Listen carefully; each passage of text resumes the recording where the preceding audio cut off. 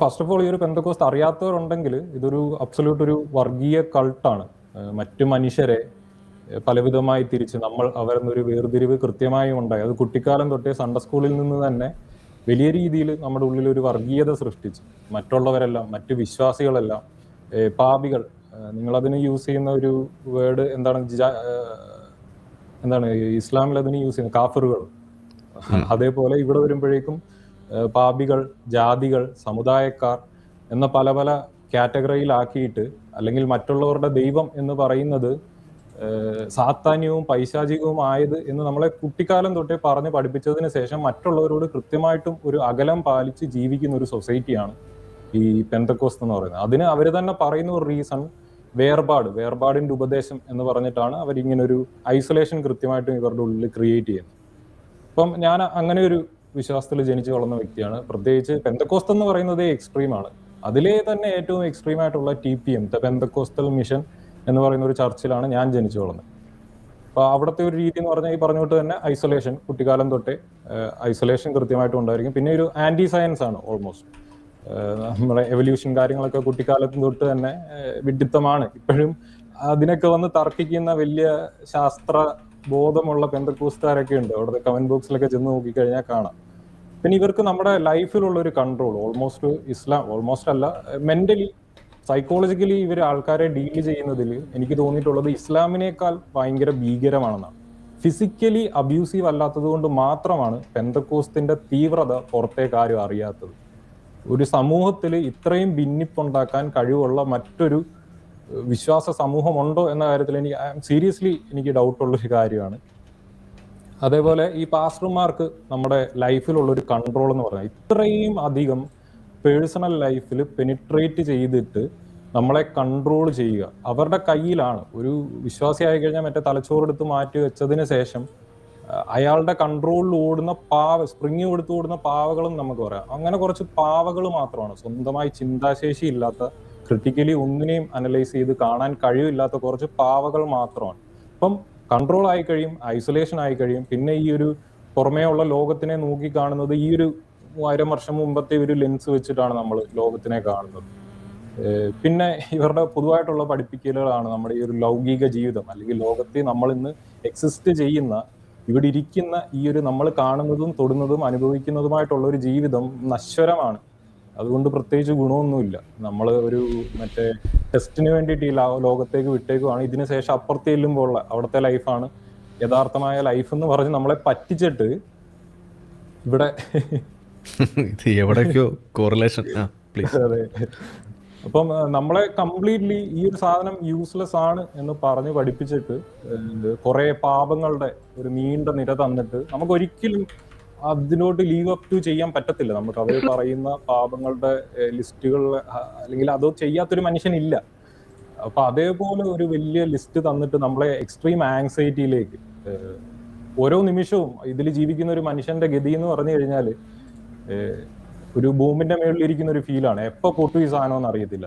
Constantly ഇവരൊരു ഭയത്തിലാണ് ജീവിക്കുന്നത്. അയ്യോ, ഞാൻ പാപം ചെയ്തിട്ടുണ്ടോ, ഞാൻ തെറ്റ് പറ്റിപ്പോയോ, നാളെ. അതിന്റെ കൂടെ തന്നെ കുട്ടിക്കാലത്ത് തന്നെ ഇവരുടെ വിവരമില്ലായ്മയുടെ ഒരു ലെവൽ അറിയണമെങ്കിൽ നമ്മളെ കുട്ടിക്കാലത്ത് ഒരു കുട്ടിയോട്, എന്നോടൊക്കെ സൺഡേ സ്കൂളിൽ പഠിപ്പിച്ചിട്ടുണ്ട്, യേശു ക്രിസ്തുവിന്റെ 2ാം വരവ് എന്നൊരു സാധനമുണ്ട്.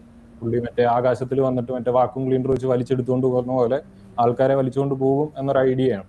അപ്പൊ ആ ഐഡിയയിൽ ഇവര് നമ്മളോട് പറയുന്നത്, നീ ചിലപ്പോൾ സ്കൂളിൽ പോയിട്ട് തിരിച്ചു വരുമായിരിക്കും, ആ വരുന്ന വഴിയിൽ നീ വഴിയിൽ ആരെയും കാണത്തില്ല, വീട്ടിൽ ചെല്ലുമ്പോൾ അപ്പനും അമ്മയും കാണത്തില്ല, എല്ലാവരും എടുക്കപ്പെടും, നീ മാത്രം എടുക്കപ്പെടത്തില്ല. അതിന് പറയുന്ന കാരണം എന്നൊക്കെ പറഞ്ഞു കഴിഞ്ഞാൽ, വേണേ നമ്മൾ പഞ്ചസാരയൊക്കെ കട്ട് തിന്നുന്ന ഒരു പ്രായമാണല്ലോ കുട്ടിക്കാലം എന്ന് പറയുന്നത്. അന്നേരം അങ്ങനെ തിന്നിട്ടുണ്ടെങ്കിൽ പോലും നിന്നെ എടുക്കത്തില്ല.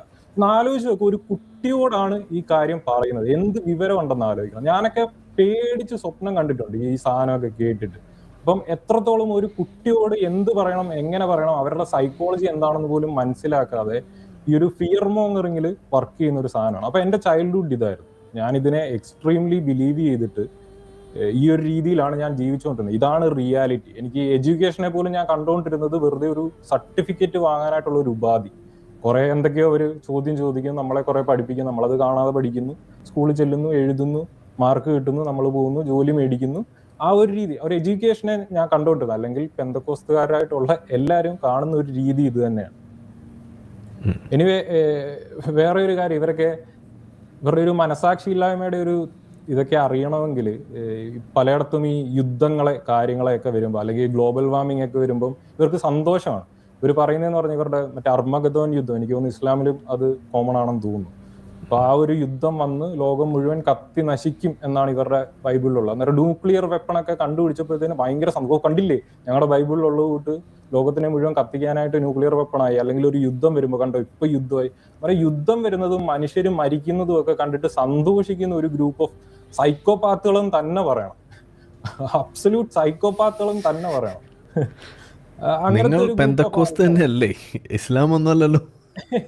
അത് അറിയാത്തത് കൊണ്ടാണ്, ഇവരെ പുറത്തേക്ക് അറിയാത്തത് കൊണ്ടാണ്. ഈ ഇസ്ലാം കുറച്ചൊക്കെ ഫിസിക്കലി അഗ്രസീവ് ആയതുകൊണ്ട് അവിടെ ഇവിടെ രണ്ട് വെട്ടും കുത്തും നടക്കുമ്പോൾ പുറത്തേക്ക് ന്യൂസ് പോകും. അങ്ങനെയാണ് പുറത്ത് ഇതിന്റെ ഒരു തീവ്രത അറിയുന്നത്. ഇവരെന്ന് പറഞ്ഞാൽ സൈലന്റ് ആണ്. ഞാൻ ഒരു എക്സാമ്പിൾ പറയുകയാണെങ്കിൽ, ഇപ്പം ഇസ്ലാമിലെ മദ്രസ പീഡനങ്ങളുടെയൊക്കെ ന്യൂസ് നമ്മൾ എത്രത്തോളം കാണുന്നുണ്ട്, ഇതിന്റെ ഇരട്ടി നടക്കുന്നുണ്ട് ഇതിനകത്ത്. പാസ്റ്റർമാരെ എന്ന രീതിയിൽ ഇഷ്ടം പോലെ നടക്കുന്നു. പക്ഷെ ഈ ന്യൂസ് പുറത്തു പോകത്തില്ല. വിശ്വാസികളെ തന്നെ ധരിപ്പിച്ചു വെച്ചിരിക്കുന്നത് ഈ വിശ്വാസത്തിന്റെ മാനം കാക്കേണ്ടത് നിങ്ങളുടെ ചുമതലയാണ്. അപ്പം സ്വന്തം മകനോ മകൾക്കോ ഓഫ്കോഴ്സ് അവരുടെ ഐഡന്റിറ്റി ഇതായിട്ടാണ് അവർ വളർത്തിയെടുക്കുന്നത്. എന്നുവെച്ചാൽ മദ്രസ പീഡനം നടത്തുന്ന ഉസ്താദുമാരുടെ ആ കുറവ് നമ്മൾ ഒതുക്കണം എന്ന് പറയണ മാതിരി ഒരു വിശ്വാസിയുടെ സംഭവം നടന്നു കഴിഞ്ഞാൽ, ഇപ്പൊ പാസ്റ്റർമാരുടെയൊക്കെ സൈഡിൽ നിന്ന് തന്നെ ഒരു കുട്ടിക്ക് അങ്ങനെ ഉണ്ടായി കഴിഞ്ഞാൽ സ്വന്തം മാതാപിതാക്കൾ തന്നെ ഇത് പുറത്തേക്ക് പറയാതെ ഒതുക്കും. അവിടെയാണ് ഞാൻ പറഞ്ഞത്, കൃത്യമായ ഒരു കൾട്ടാണിത്. ഞാനത് വെറുതെ തമാശക്ക് പറയുന്നതല്ല, എക്സാജറേറ്റ് ചെയ്ത് പറയുന്നതല്ല. It is an absolute cult.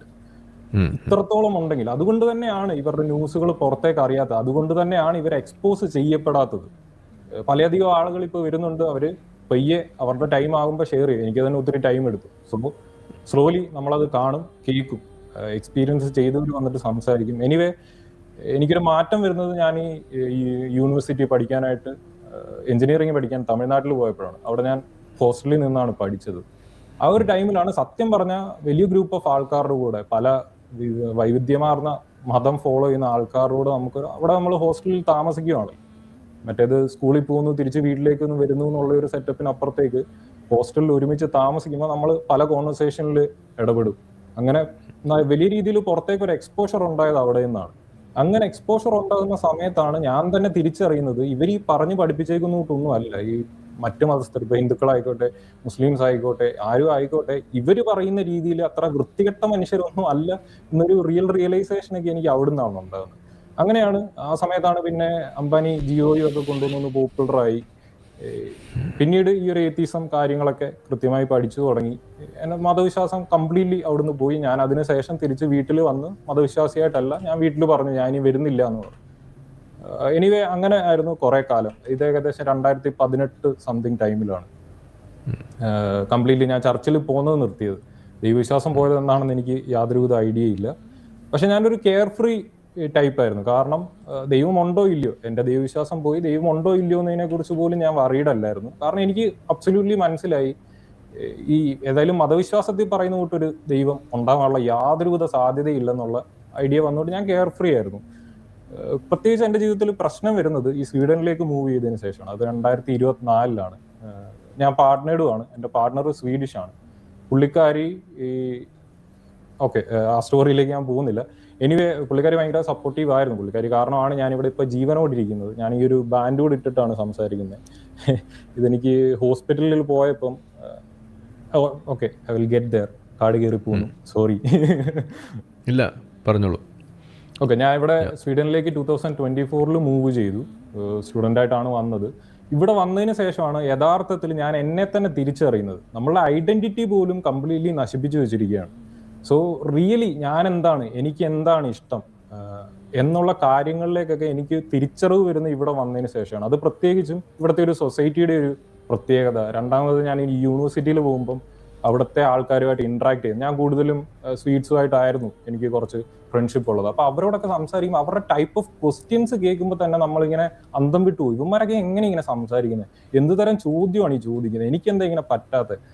പിന്നെ പ്രൊഫസേഴ്സുമായിട്ടുള്ള അവരോടൊക്കെ നമുക്ക് ഓപ്പൺലി സംസാരിക്കാം, വളരെ തുറന്ന് എന്തും അത്രയും നമ്മൾ സേഫായിട്ട് ഫീൽ ചെയ്യും അവിടെ. ഇപ്പൊ ഞാൻ ഓപ്പൺ ആയിട്ട് സംസാരിക്കാൻ തുടങ്ങി. എന്റെ തന്നെ പൊട്ടൻഷ്യലി ഞാൻ റിയലൈസ് ചെയ്യാൻ തുടങ്ങി.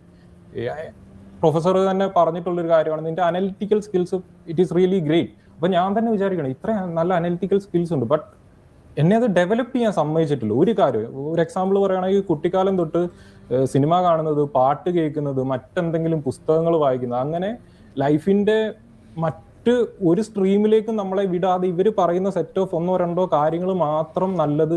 ഇപ്പോൾ പോലീസ് ആവാൻ പറ്റത്തില്ല, പട്ടാളം ആവാൻ പറ്റത്തില്ല, അഡ്വക്കേറ്റ് ആയ കള്ളത്തരം പറയുന്നു, ഈ ബിസിനസ് ചെയ്യുവാണെങ്കിൽ 5 രൂപയുടെ പേന മേടിച്ചിട്ട് നിങ്ങൾ 10 രൂപയ്ക്ക് വിൽക്കുന്നു എന്ന് പറഞ്ഞ് അത് നീതിയായ കാര്യമല്ലെന്ന് പറയുന്ന ടീമുകളാണ്. അപ്പോൾ അത്രത്തോളം റെസ്ട്രിക്റ്റഡ് ആണ്. അതുകൊണ്ട് എനിക്ക് ഇഷ്ടപ്പെട്ട കാര്യം ഒന്നും ചെയ്യാം. ഇനി എന്തിനേറെ പറയണം, മുടിയൊന്ന് നീട്ടി വളർത്തിയാൽ കുറ്റം, താടി വെച്ചാൽ കുറ്റം, ഒരു ടീഷർട്ട് ഇട്ടാൽ കുറ്റം, കറുത്ത തുണി ധരിച്ചാൽ കുറ്റം, അങ്ങനെ എല്ലാം കുറ്റമാണ്. സോ യു ക്യാൻ അണ്ടർസ്റ്റാൻഡ് എത്രത്തോളം ഇവർ നമ്മളെ കൺട്രോൾ ചെയ്യുന്നുണ്ടെന്ന്. അപ്പോൾ ഇവിടെ വന്നതിന് ശേഷം ഞാൻ ഇതെല്ലാം തിരിച്ച് എൻ്റെ നഷ്ടപ്പെട്ട കാര്യങ്ങളെ അങ്ങനെ ഇവരുമായിട്ട് ഇന്ററാക്ട് ചെയ്യും തോറും ഞാൻ എത്രത്തോളം ലൈഫിൽ മിസ് ഔട്ട് ചെയ്തു എന്നൊരു റിയലൈസേഷനിലേക്ക് വരാൻ തുടങ്ങി. ഇതെന്നെ വല്ലാതെ ഹിറ്റ് ചെയ്യാൻ തുടങ്ങി.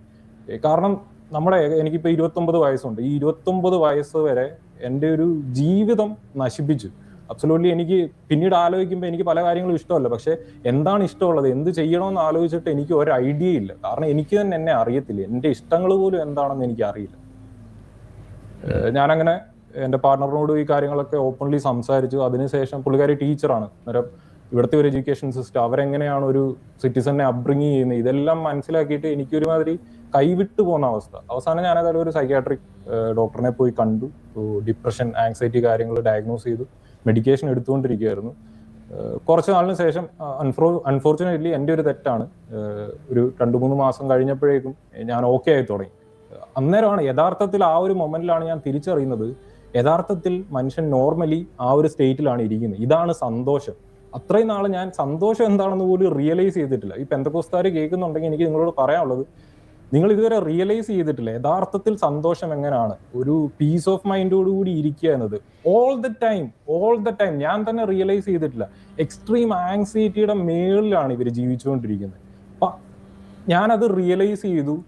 ഞാൻ ബെറ്ററായി. ഒരു 3-4 മാസത്തിന് ശേഷം ഞാൻ ബെറ്റർ ആയപ്പോഴത്തേന് ഞാൻ ഓക്കെ, ഇനി മരുന്നങ്ങ് നിർത്തിയേക്കാം, കുറെ സൈഡ് എഫക്റ്റ് കാര്യങ്ങളെന്നൊക്കെ കേട്ടപ്പോഴത്തേന് ഞാൻ എൻ്റെ ഒരു മണ്ടത്തരമാണ്, ഞാൻ ചെയ്തൊരു തെറ്റ് തന്നെയാണ്, അതിൽ വേറെ ആരെയും എനിക്ക് കുറ്റം പറയാൻ പറ്റത്തില്ല, ഞാനത് സ്റ്റോപ്പ് ചെയ്തു. അപ്പം സ്വാഭാവികമായും വിഡ്രോവൽസ് വന്നു. ഇത് പിന്നെയും എക്സ്ട്രീമായിട്ട് തിരിച്ച് ഹിറ്റ് ചെയ്യാൻ തുടങ്ങി.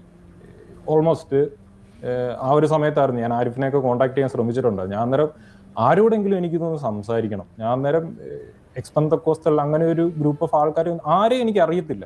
പിന്നെ എനിക്ക് ആരുടെയെങ്കിലും കഥകൾ കേൾക്കുമ്പോൾ റിലേറ്റ് ചെയ്യാൻ പറ്റുന്നത് ഈ ഒരു എക്സ് മുസ്ലിംസുമായിട്ട് മാത്രമേ ഉള്ളൂ.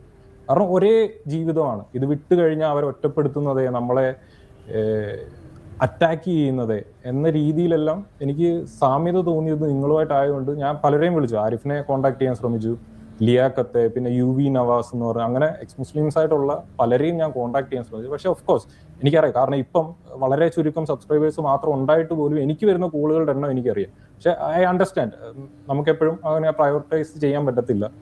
സോ എനിവേ അല്ല, അത് എനിക്ക് വളരെ മനസ്സിലായ ഒരു കാര്യമാണ്. അതിനുശേഷം എനിക്ക് തീരെ പറ്റാഞ്ഞിട്ട് ഒരു ദിവസം ഓൾമോസ്റ്റ് കമ്മിറ്റഡ് സൂയിസൈഡ്. ഒരു 5 സെക്കൻഡ് കൂടെ എൻ്റെ പാർട്ണർ വരാൻ ലേറ്റ് ആയിരുന്നെങ്കിൽ ഞാൻ ഇന്ന് വിട്ടിരുന്ന് സംസാരിക്കേണ്ട വ്യക്തിയല്ല. ഞാൻ എൻ്റെ ആൻറ്റി ഡിപ്രസൻസ് എല്ലാം ഇവിടെ അൺപാക്ക് ചെയ്ത് കഴിച്ചിട്ട് മരിക്കാം എന്നൊരു രീതിയിൽ ഒരു ലാസ്റ്റ് ഒരു 5-6 എണ്ണം കൂടെ 3-4 എണ്ണം കൊണ്ട് ബാക്കി ഉണ്ടാവും എന്ന് വിചാരിക്കുന്നു. ആ ഒരു പോയിന്റിൽ എൻ്റെ പാർട്ണർ വന്നു നോക്ക് ചെയ്തു. ഞാൻ ഇതെല്ലാം തട്ടി മാറ്റി നമ്മുടെ ലോണ്ടറി ബാഗിലേക്ക് ഇട്ടിട്ട് ഓപ്പൺ ചെയ്ത് ഞാൻ അന്നേരം കരഞ്ഞ് വല്ലാത്ത അവസ്ഥയിലിരിക്കുകയാണ്. പുള്ളിക്കാരിക്ക് അന്നേരം മനസ്സിലായി. എനിവേ അതിനുശേഷം ഞങ്ങൾ നേരെ സൈക്യാട്രിക് ഹോസ്പിറ്റലിൽ പോയി. ഞാൻ ഒരു 1 വീക്കോളം അവിടെ അഡ്മിറ്റഡ് ആയിരുന്നു. അവിടെ വെച്ചാണ് ഈ ഒരു ടേണിംഗ് പോയിന്റ് ഉണ്ടാകുന്നത്. അവിടെ വെച്ചാണ് ഞാൻ റിയലൈസ് ചെയ്യുന്നത്. ഇപ്പൊ അവിടുത്തെ സപ്പോർട്ട് കാര്യങ്ങൾ, ഡോക്ടേഴ്സ് ആയിക്കോട്ടെ, നഴ്സസ് ആയിക്കോട്ടെ, സൈക്കോളജിസ്റ്റ് ആയിക്കോട്ടെ, അവരെല്ലാം നമ്മളോട് സംസാരിക്കും. ഇതിന്റെ എല്ലാം ഓരോരോ കാര്യങ്ങളുടെ ഇങ്ങനെ മൂലകാരണങ്ങൾ ഇങ്ങനെ ഓരോന്നായിട്ട് ഇങ്ങനെ പിക്ക് ചെയ്ത് അവർ നമ്മളോട് സംസാരിക്കുന്നു. ഇതിന്റെ എല്ലാം എങ്ങനെയാണെന്ന് ഫിഗർ ഔട്ട് ചെയ്യാൻ നമ്മളെ ഇരുന്ന് ഹെൽപ്പ് ചെയ്യുന്നു. അവിടെ നിന്ന് ഫൈനലി ഐ റിയലൈസ്ഡ് എൻ്റെ ജീവിതത്തിൽ ഉണ്ടായിട്ടുള്ള ഒട്ടുമിക്ക പ്രശ്നങ്ങളും ഈ ഒരു സാധനം കാരണമാണ്. എൻ്റെ ഇന്റലക്ച്വൽ ഡെവലപ്മെന്റ് ആയിക്കോട്ടെ, ഇനി പ്രൊഫഷണലി ആയിക്കോട്ടെ, എല്ലാ തലത്തിലും എന്നെ നശിപ്പിച്ചത് ഈ ഒരു സാധനമാണ്. അപ്പം ഞാൻ വിചാരിച്ചത് എന്നെ പോലെ എത്ര പേര് കാണും ഇതേപോലെ സെയിം അവസ്ഥയിൽ കൂടെ കടന്നു പോയിട്ട്, അല്ലെങ്കിൽ ലൈഫ് എൻഡ് ചെയ്തിട്ടുള്ള എത്ര അധികം ആൾക്കാർ കാണും.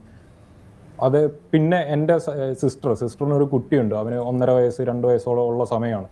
അപ്പൊ ഞാൻ ആലോചിച്ചത് ഇന്ന് ഞാനിത് സംസാരിച്ചില്ലെങ്കിൽ നാളെ അവൻ വളരും. സിസ്റ്റർ ബിലീവറാണ്, അവനെ ഇപ്പോഴും ചർച്ച, അവർ അയർലൻഡിലാണ്. അവനെ ഇങ്ങനെ ചർച്ചിൽ കൊണ്ടുപോയി ഈ ഒരു ഗതിയിലേക്ക് എത്തിക്കഴിഞ്ഞാൽ അവനൊരു ലൈഫ് എൻഡ് ചെയ്യേണ്ട സിറ്റുവേഷൻ ഉണ്ടായി കഴിഞ്ഞാൽ അത് ഞാൻ കാരണമായിരിക്കത്തില്ല, ഞാൻ സംസാരിക്കാതിരിക്കുന്നതുകൊണ്ടല്ലേ. അത് റിയലൈസ് ചെയ്തിട്ടാണ് അവിടുന്ന് ഞാൻ പുറത്ത് വന്നിട്ട് നേരെ ആദ്യമായിട്ടൊരു വീഡിയോ ഞാൻ ഷൂട്ട് ചെയ്യുന്നു. ഞാൻ പറഞ്ഞോട്ടെ, എൻ്റെ മുഖം തന്നെ എനിക്ക് ഫോണിൽ കാണുന്നത്, ഒരു സെൽഫി പോലും എടുക്കാത്ത, എൻ്റെ ഒരു വോയിസ് മെസ്സേജ് അയച്ചാൽ തിരിച്ചത് കേൾക്കാത്ത, അത്രയും വല്ലാത്തൊരു ഇതായിരുന്നു എൻ്റെ ഇത്. പക്ഷെ അത് ഞാൻ തന്നെ കുത്തിയൊന്ന് എഡിറ്റ് ചെയ്യുമ്പോഴത്തെ ബുദ്ധിമുട്ട് നമുക്കറിയാം. നമ്മുടെ മുഖം തന്നെ കാണണം, നമ്മുടെ വോയിസ് തന്നെ കേൾക്കണം. അത്രയും കഷ്ടപ്പെട്ടിരുന്ന് ഞാനത് ചെയ്ത് വീഡിയോ അപ്ലോഡ് ചെയ്തിട്ട് ഒരു വ്യക്തിയെ ഞാനൊന്നും പറഞ്ഞിട്ടില്ല. എൻ്റെ ലൈഫ് എങ്ങനെയായിരുന്നു, അതിൻ്റെ കൂടെ തന്നെ ഈ ഒരു ഐഡിയ എങ്ങനെ ആളുകളെ നശിപ്പിക്കുന്നു എന്ന കാര്യം പറഞ്ഞു.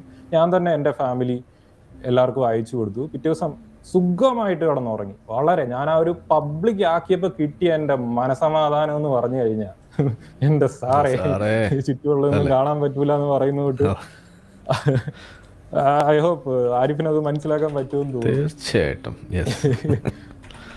അന്ന് ഞാൻ സുഖമായിട്ട് കിടന്നുറങ്ങി. പിറ്റേ ദിവസം രാവിലെ എണീറ്റപ്പോൾ ഞാൻ കാണുന്നത് എന്നെ ഫാമിലി ഗ്രൂപ്പ്സുകളിൽ നിന്നൊക്കെ ചവിട്ടി പുറത്താക്കിയിരിക്കുന്നതാണ്.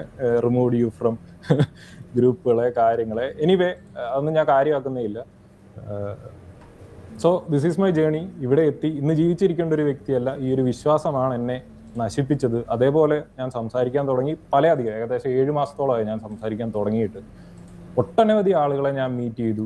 ഞാൻ പോലും വിചാരിച്ചിരുന്നില്ല ഇത്ര അധികം ആൾക്കാർ പെന്തക്കോസ്ത് വിട്ടൊരു ഈ കോയ കോളിങ്ങിൽ വരുന്ന കൂട്ട് തന്നെ പല ആളുകളും വിളിച്ചു തുടങ്ങുമ്പോഴത്തേന് അവരുടെ ആ ഒരു വിങ്ങി പൊട്ടിയിട്ട് ഇങ്ങനെ പൊട്ടിത്തെറിക്കുന്ന ഒരു അവസ്ഥയിലാണ് സംസാരിച്ചു തുടങ്ങുന്നത്. ബൈ ദ എൻഡ് അവർ സംസാരിച്ച് തീരുമ്പോഴേക്കും അവർക്കൊരു മനസമാധാനമുണ്ട്.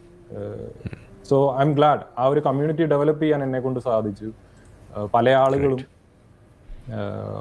സോറി വിട്ടുപോയി. അല്ല, കോളുകൾ വന്നു. You were overwhelmed by the number of calls. അതിനുശേഷം റീസെന്റ് 2 weeks ബിഫോർ ആണെന്ന് തോന്നുന്നു, നമ്മുടെ ആദ്യം ഒരു ടെലിഗ്രാം ചാനൽ ഉണ്ടായിരുന്നു, അത് അവർ റിപ്പോർട്ട് അടിച്ച് പൂട്ടിച്ചു. സോ അത്രയും ചെറുതായിട്ട് 34 മെമ്പേഴ്സ് മാത്രമുള്ള ഒരു ടെലിഗ്രാം ചാനലാണ്, അത് റിപ്പോർട്ട് അടിച്ച് പൂട്ടിച്ചു. അതിനുശേഷം ഏതായാലും വീണ്ടും തുടങ്ങി. ഇപ്പൊ ഏകദേശം 90 ആളുകളോളം ആയിക്കഴിഞ്ഞു. വളരെ ആക്റ്റീവ്ലി ആളുകൾ സംസാരിക്കുന്നുണ്ട്. ഐ ഹോപ്പ് വിത്ത് ടൈം അധികം ആളുകൾ പുറത്തേക്ക് വരും, സംസാരിക്കും, കൃത്യമായും ഇതിനെ എക്സ്പോസ് ചെയ്യപ്പെടും എന്ന് ഞാൻ വിശ്വസിക്കുന്നു. പെന്തക്കോസ്തുകാരായിട്ടുള്ള ഇത് വിട്ടിട്ടുള്ള ആൾക്കാർ, എനിക്ക് തോന്നുന്നു ആരിഫിന് ഇപ്പം വലിയൊരു ശതമാനം ആൾക്കാരെ നഷ്ടപ്പെടും. കാരണം ഇവർക്ക് ഈ മറ്റ് മതസ്ഥരെ, പ്രത്യേകിച്ച് ഇസ്ലാമിനെയൊക്കെ കുറ്റം പറയുന്നത് വലിയ സന്തോഷമാണ്. ആരിഫിന് ചിലപ്പം ഇവിടെ എന്നെ സംസാരിപ്പിച്ചത് കൊണ്ട് അങ്ങനെ കുറച്ച് ആൾക്കാരെ നഷ്ടപ്പെടാൻ സാധ്യതയുണ്ട്. അത് നമ്മുടെ പ്രശ്നമുള്ള കാര്യമല്ല. Doesn't care. Okay, don't worry about that.